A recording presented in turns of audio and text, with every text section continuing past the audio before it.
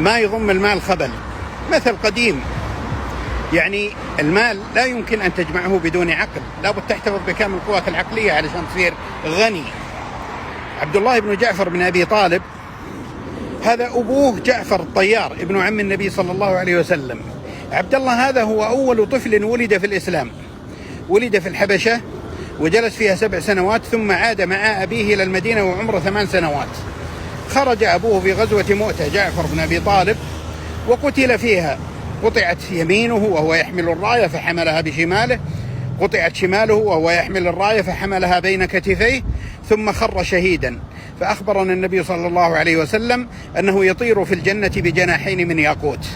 عندما ذهب النبي صلى الله عليه وسلم إلى مجلس العزاء طلب أبناء جعفر بن أبي طالب اللي هم محمد وعبد الله اللي أنا أكلمكم عنه، وكانوا أطفالا صغارا، فأمسك بمحمد وقال هذا من أشبه الناس بعمي أبي طالب، ثم أمسك بعبد الله وقال هذا من أشبه الناس بخلقي وخلقي، ثم مسح على رأسه وقال اللهم بارك له في صفقته.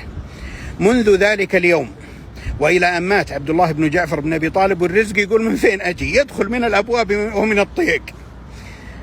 كان أكرم الناس وكان أسخاهم، كانوا يسمونه بحر الجود، وكانوا يسمونه قطب السخاء، كان يغيث السائلين، كان يغيث الملهوفين، كان لا يرد السائلين، كان يعفو عن المدينين.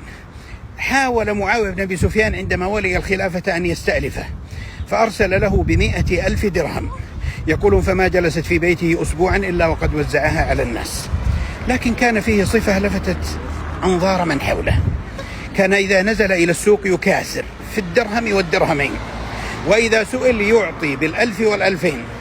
فعندما سئل عن السر وراء ذلك قال حكمة بليغة، قال أنا إذا سئلت فإنما أعطي لخلقي، ولكن إذا بعت أو اشتريت فإنما أشتري بعقلي ولا أريد أن أستخف.